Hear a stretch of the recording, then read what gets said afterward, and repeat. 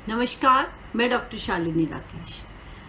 PM ने देश की जनता के लिए चिट्ठी लिखी है, वह भी इस डिजिटल युग में कहीं कोई चिट्ठी लिखता है। वह तो हम धन्यवाद देते हैं साहेब आपको कि आपने चिट्ठी लिखी है। आप टेलीग्राम भी कर सकते थे, आप तो कबूतर के पैर में संदेश बांध करके भी भिजवा सकते थे। आप तो आप हैं, जो चाहे कर सकते हैं, और फिर आप ही कहते हैं कि मोदी है तो मुमकिन है। लेकिन साहेब, डिजिटल युग में कम से कम इस भारत को इतना पीछे तो मत धकेलिए। और इस कोरोना काल के अंदर जब देश इस महामारी से जूझ रहा है तो आपको अपनी सरकार की उपलब्धियां गिनवानी है। अगर आपकी उपलब्धियां होती तो आपको गिनवाने की आवश्यकता नहीं होती, लोग आपको खुद आपकी उपलब्धियां बता देते।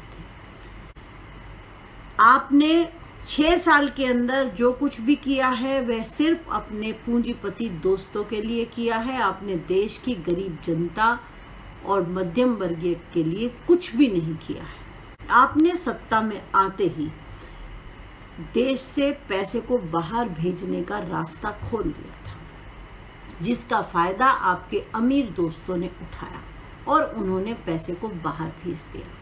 हम न्यू इंडिया बनाएंगे, लेकिन आपने न्यू इंडिया के नाम पर देश को बर्बादी की कगार पर धकेल दिया है।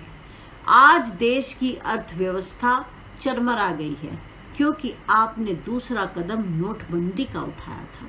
उस नोटबंदी से आपने सारा पैसा इकट्ठा कर लिया, सारा पैसा बैंकों में जमा हो गया और उसी पैसे को लेकर के आपके दोस्त भाग गए हैं।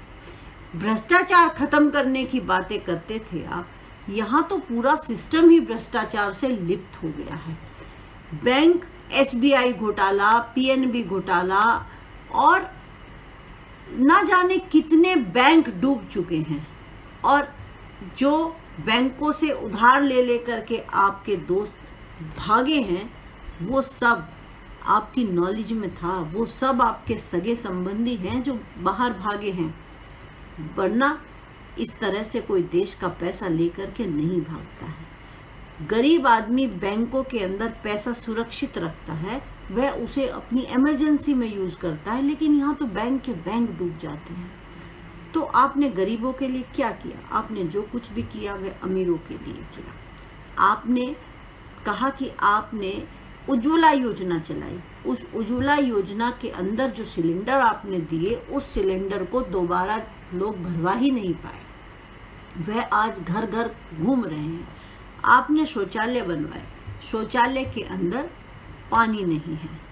आपका नारा था नारी के सम्मान में भाजपा मैदान में, लेकिन नारी के सम्मान में तो सारे ही भाजपाई नेता कूदते हुए दिखाई दिए, और चिन्मयानंद और कुलदीप सेंगर तो आदर्श हैं।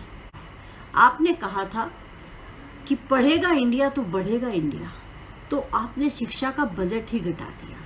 न पढ़ेगा इंडिया न बढ़ेगा इंडिया। तो आपने जो कुछ भी किया वह अपने दोस्तों के लिए किया, हम गरीबों के लिए आपने कुछ भी नहीं किया है। हाँ, आपने लोगों को लड़ाने का काम किया है। वो आपने अपने फायदे के लिए हिंदू मुस्लिम को लड़ाया, आपने अगड़े पिछड़े को लड़ाया, आपने जाट नॉन जाट को लड़ाया, और आपने इस तरह से लड़ा करके आपने सत्ता को हथियाने का कार्य किया है। आप उस देश के प्रधानमंत्री हैं जहां पर मिसालें दी जाती हैं कि इस देश के प्रधानमंत्री चौधरी चरण सिंह थे, इस देश के प्रधानमंत्री लाल बहादुर शास्त्री थे।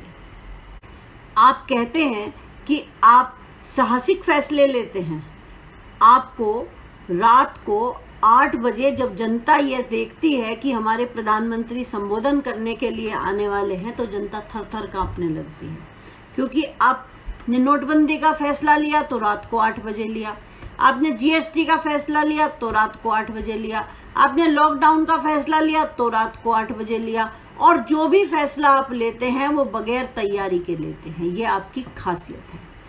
तो आप इस जनता को गिनी पिग समझते हैं या आप इन्हें कीड़े मकोड़े समझते हैं। आप जनता की भावनाओं की कद्र बिल्कुल भी नहीं करते हैं। नोटबंदी में कितने लोगों की जानें गई, लेकिन आपने उनके लिए कोई भी सहायता घोषणा नहीं की। आपने उनकी बारे में नहीं सोचा कि ये गरीब आदमी था जो लाइन में लगा हुआ था। अभी जब आपने श्रमिक ट्रेनें चलाई, तब वो श्रमिक ट्रेनें जो कि सीधी अपने गंतव्य तक पहुंचनी चाहिए थी, वो अपने गंतव्य तक ना पहुंच करके वो 2 दिन का सफर 9 दिन में तय कर रही थी। और ऐसी सिर्फ एक ट्रेन नहीं, 71 ट्रेनें तो रेल मंत्री ने बताई हैं, 71 ट्रेनें, और उनके अंदर जो मरने वाले लोग हैं वो 80 लोग हैं।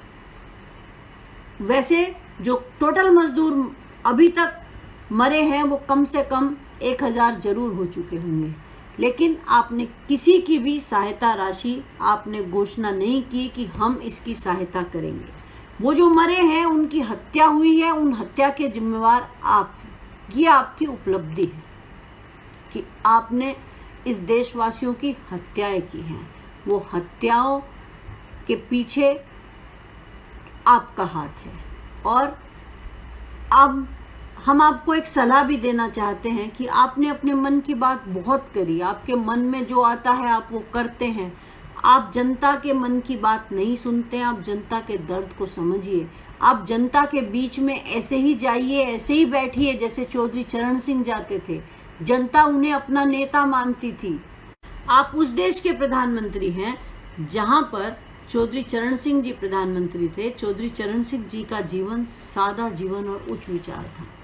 वह सिर्फ एक एम्बेसडर गाड़ी के अंदर सफर किया करते थे, और अगर उन्हें कहीं लंबी दूरी पर जाना होता था तो वे उस समय कॉन्टेसा कार होती थी, उसके अंदर सफर करते थे। हवाई यात्राओं से वे बहुत परहेज करते थे क्योंकि उसमें खर्चा अधिक होता था। और दूसरे लाल बहादुर शास्त्री जब ताशकंद समझौते के लिए गए तो उनके पास सिर्फ एक कोट था, वह भी खादी का। तो सोवियत जो नेता थे उन्होंने उनको एक गर्म कोट भेंट किया। अगले दिन जब 3 जनवरी 1966 को शास्त्री जी मीटिंग के लिए गए तो सोवियत नेता ने देखा कि शास्त्री जी ने तो वही पुराना खादी का कोट पहन रखा है। तो सोवियत नेता ने पूछा कि क्या आपको मेरा गिफ्ट पसंद नहीं आया? तो शास्त्री जी ने कहा कि नहीं, कोट बहुत अच्छा है और बहुत गर्म भी है, लेकिन जो मेरे साथ अधिकारी आए हैं उनके पास कोट नहीं है, तो मैंने ये उन्हें दे दिया है। यह बात मैं आपसे इसलिए साझा कर रही हूँ क्योंकि उस समय के जो नेता थे वह देश का पैसा और देश के लोगों के बारे में बहुत ज़्यादा सोचते थे। लेकिन अब जो हमारे प्रधानमंत्री जी हैं वे सिर्फ अपने बारे में सोचते हैं। वे अपने सिर्फ पूंजीपति दोस्तों के बारे में सोचते हैं। उन्हें इस देश की जनता से कोई भी लेना देना नहीं है। वे सिर्फ बातें बड़ी बड़ी करते हैं। यह मैं इसलिए कह रही हूँ क्योंकि जब एक आपदा आई तो प्रधानमंत्री जी ने गरीबों के लिए ट्रेन नहीं चलाई। उन्होंने अचानक से लॉकडाउन कर दिया। उन्होंने अमीरों के लिए हवाई यात्राएं बंद नहीं की। अमीर आराम से अपने घरों पर पहुंच गए क्योंकि हमारे प्रधानमंत्री जी खुद भी हवाई यात्राओं के बहुत अधिक शौकीन हैं। प्रधानमंत्री ने 116 देशों की यात्राएं की हैं। आप 8 PM की जगह 9 AM पर आइए तो अच्छा होगा, क्योंकि 8 PM पर आपका दिमाग ठीक से कार्य नहीं करता है।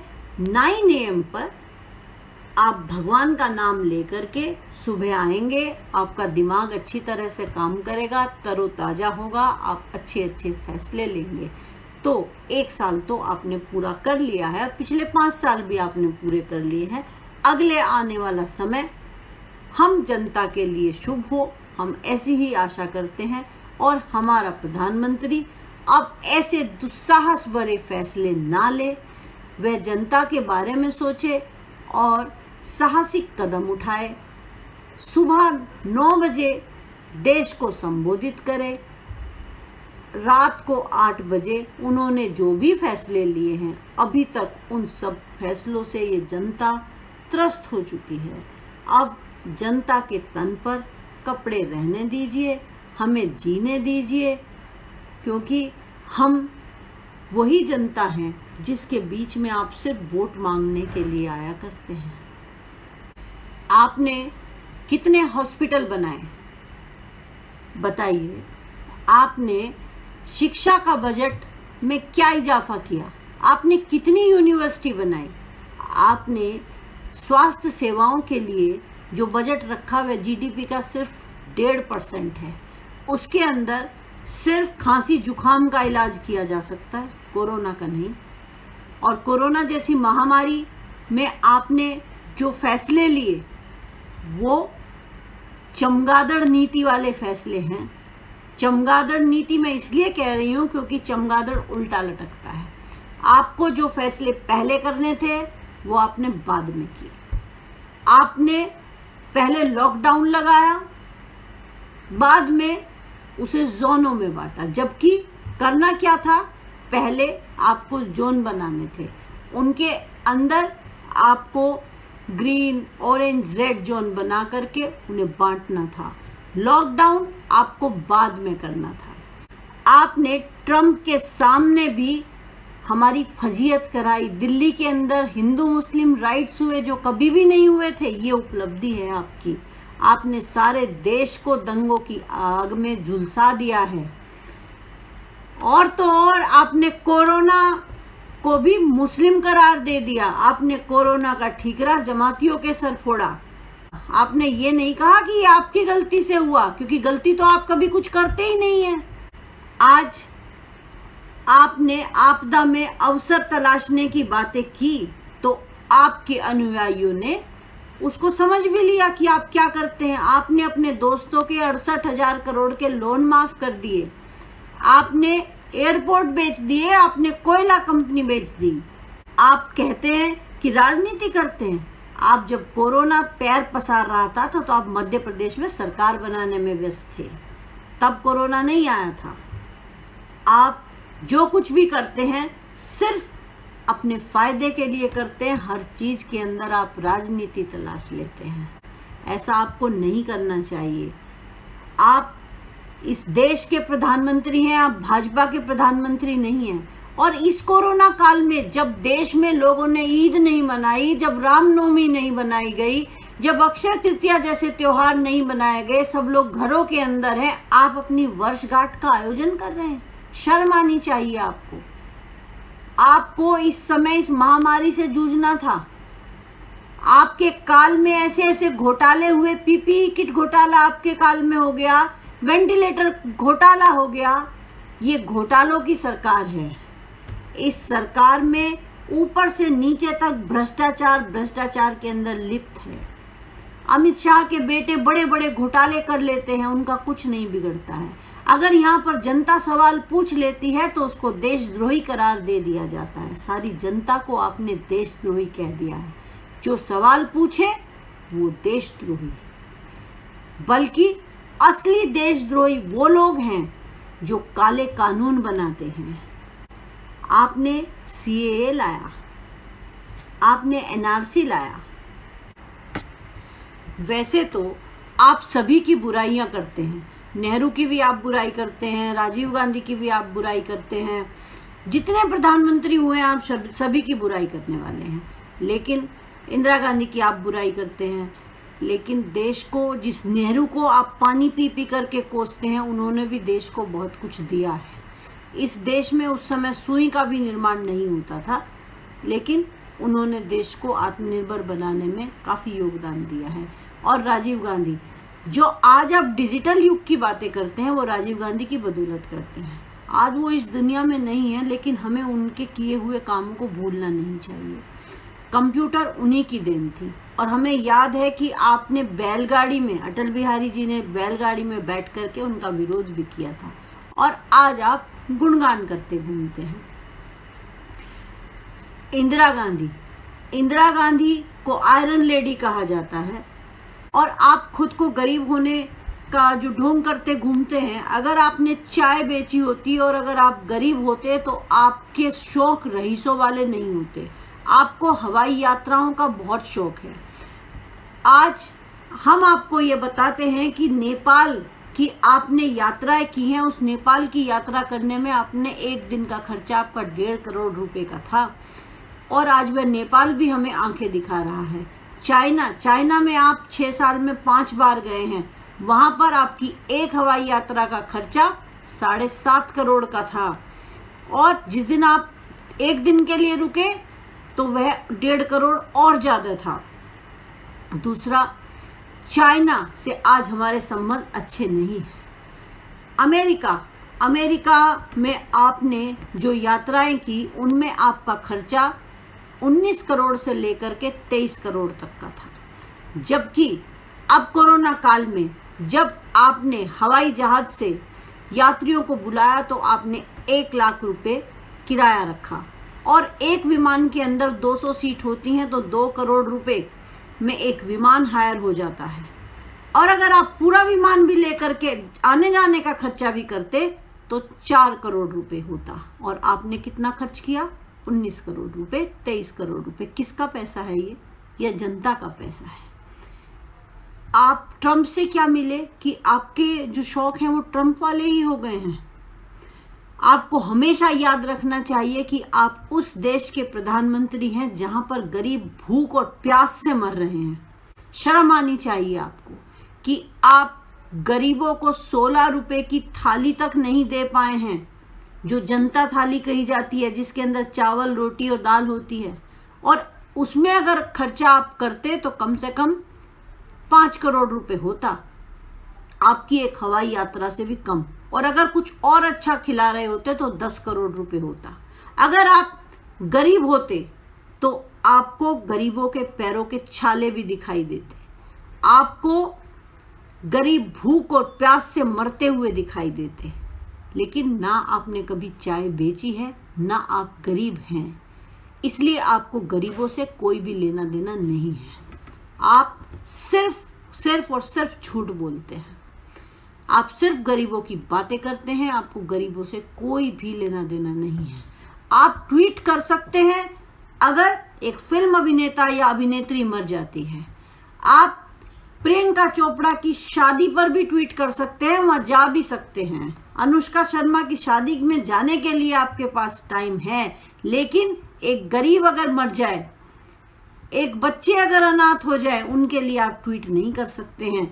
एक लेडी जो रेलवे स्टेशन पर मरी हुई है, उसका बच्चा उसे बार बार देख रहा है कि माँ जिंदा है या मर गई है, उसके लिए आपने 2 शब्द भी नहीं बोले हैं। आप खुद को गरीबों का मसीहा बताते हैं? नहीं है आपने हमेशा सिर्फ और सिर्फ पूंजीपतियों का साथ दिया है, और यह चेहरा कोरोना काल में और भी दिखाई दिया है। आपने जो पुलवामा फंड बनाया था वह पैसा भी अब तक शहीदों तक नहीं पहुंचा है। शहीदों की विधवाएं आज सब्जी बेचती हुई घूम रही हैं, दर दर भटक रही हैं। आप अपनी उपलब्धियां बताते हैं, हम बताते हैं आपको आपकी क्या उपलब्धियां।